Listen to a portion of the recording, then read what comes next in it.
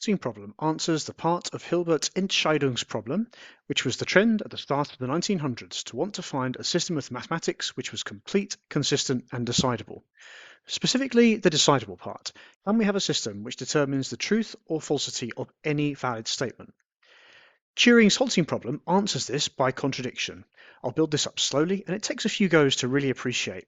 In VCE Algorithmics, you might have to talk generally about what the halting problem achieves, or you may have to recreate the logic of the proof.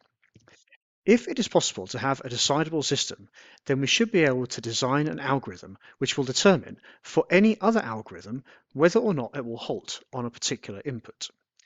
We proved that it is not possible to have a decidable system by assuming that it is indeed possible to design a program H which takes inputs P and I and will return true if P halts on I and false otherwise. A program halts if it returns a value, and if it gets stuck in a loop, we say it doesn't halt. What exactly do we mean by halting? Consider the program here defined by L. Imagine we call L with 4 as an input. We can see then that H of L will be false because L will keep going and will never halt.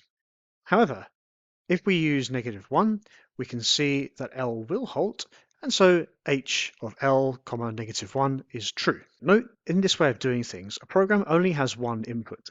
In the case of H, we mash together 2 bits, P and I, to make one input. In fact, a program is really just a list of instructions, so we can imagine putting that list as an argument into another program. Now, we define another program Q, which takes input P. If H of P, that is to say, if P halts on itself, is true, then Q will enter a loop and will never halt. If H of P is false, then Q will halt. Now, suppose we call Q on Q. This runs H of QQ. Now, we can ask two questions here. If we take the program as a whole, the outer box, we're asking, does Q halt on Q?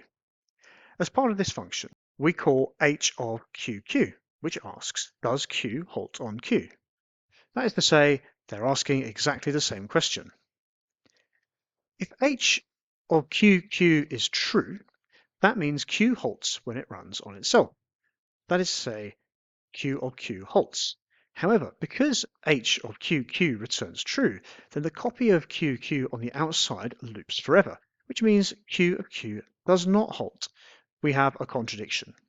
Conversely, if H of QQ is false, that means that Q does not halt when run on itself. But because H of QQ returns false, our outer Q of Q does halt, which means Q of Q halts. Again, we have a contradiction.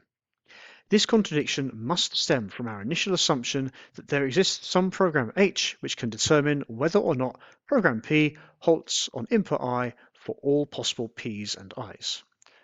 What are the implications of the halting problem? Computing is fundamentally limited. No universal algorithm exists that can always tell whether any given problem will halt or loop forever on any given input. There are many other uncomputable problems. For example, is a program free of bugs for all inputs? Does the code contain a virus? Do two problems do the same thing? Will a program halt on all possible inputs?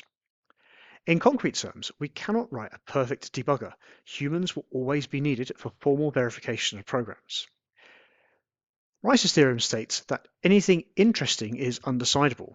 That is, any non-trivial property of the input-output behavior of programs is undecidable. There's nothing that makes it decidable for every single program. This is probably beyond VCE algorithmics, but interesting nonetheless. For example, does this program use more than 1 megabyte of memory? Does it ever divide by 0? Is it written in Python, etc.? All of these are undecidable in general. These are all sharp and permanent boundaries on the world of computation. The halting problem and a bunch of other similar problems will be impossible forever.